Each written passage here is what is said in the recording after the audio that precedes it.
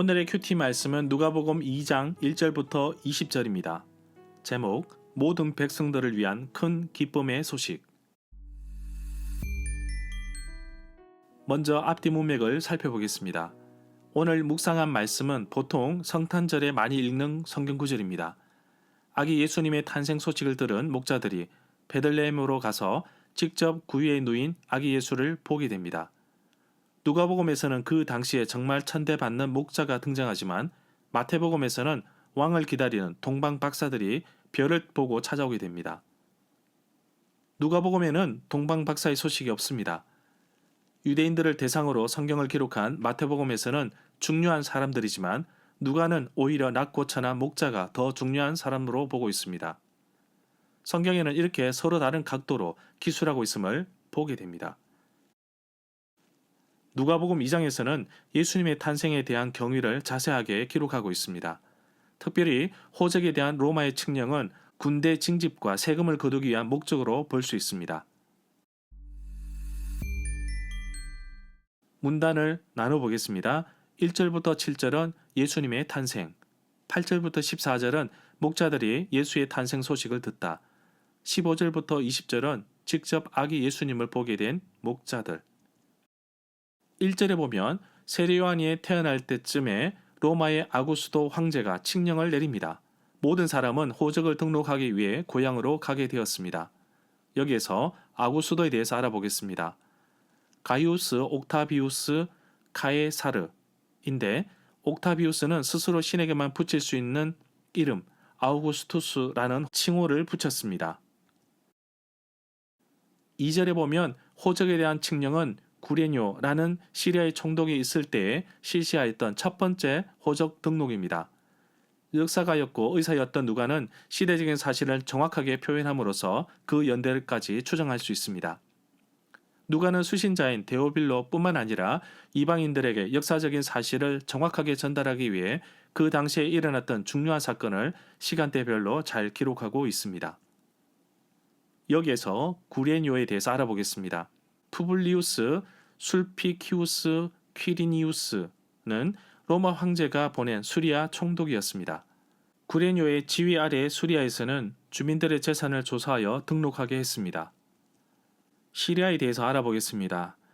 헬라의 문필가들이 아시리아에 있는 이름을 줄여 시리아라고 함으로써 시리아라는 이름이 생겨났습니다. 시리아는 유브라데에서 팔레스티나 북쪽 경계선에 이르는 다메섹을 중심으로 한 지역을 가리킵니다. 호적 등록에 대해서 알아보겠습니다.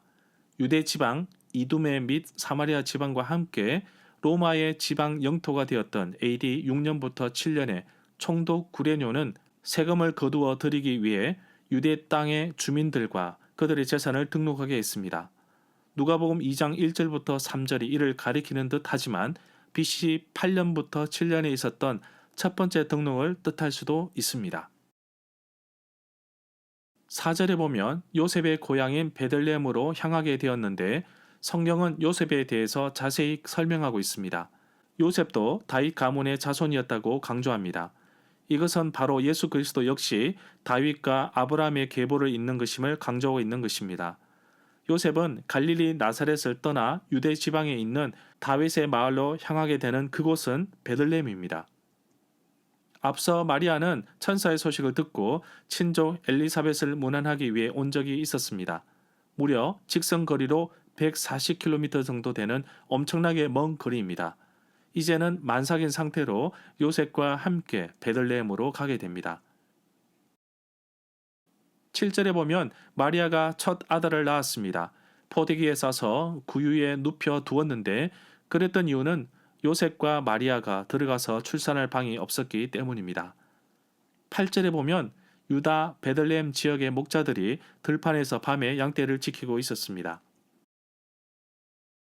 9절에 보면 주의 사자가 갑자기 목자들에게 나타나 주의 영광을 목자들에게 두루 비추자 그들은 크게 무서워하였습니다. 10절에 보면 별 볼 일 없고 소외된 그룹인 목자들에게 가장 큰 기쁨의 소식이 전달됩니다. 하나님의 기쁨의 소식이 예수님 당시에 소외되고 외면받던 사람에게 먼저 찾아오셨다는 사실을 성경은 말하고 있습니다. 12절에 보면 강보와 구유는 정말 가난의 상징입니다. 정말 낮고 찬한 곳으로 임하신 예수님은 우리에게 한 걸음 더 가까이 오기 위해 낮아지시고 더 낮아지신 것입니다.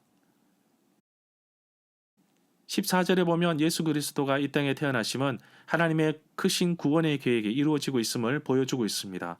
그러므로 하나님께는 영광이 되며 기뻐하심을 입은 사람들은 바로 메시아를 기다리는 사람들에게 큰 기쁨이 됨을 말하고 있습니다.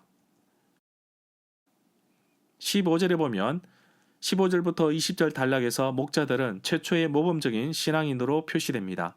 그들은 그 말을 믿고 즉시 그 말을 따릅니다. 그들은 표징을 알아차립니다. 그들은 끄리낌을 느끼는 대신에 그것을 진지하게 받아들입니다. 그 다음에 그들은 스스로가 곧 그 말을 전파합니다. 그리고 그들은 사람으로서 천사의 소식을 계속 전합니다.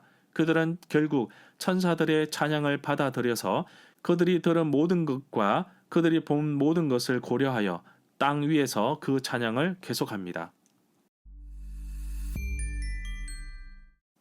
절마다 상세한 설명과 구절 해석, 핵심 내용과 중심 줄거리는 네이버 블로그에 올려져 있습니다.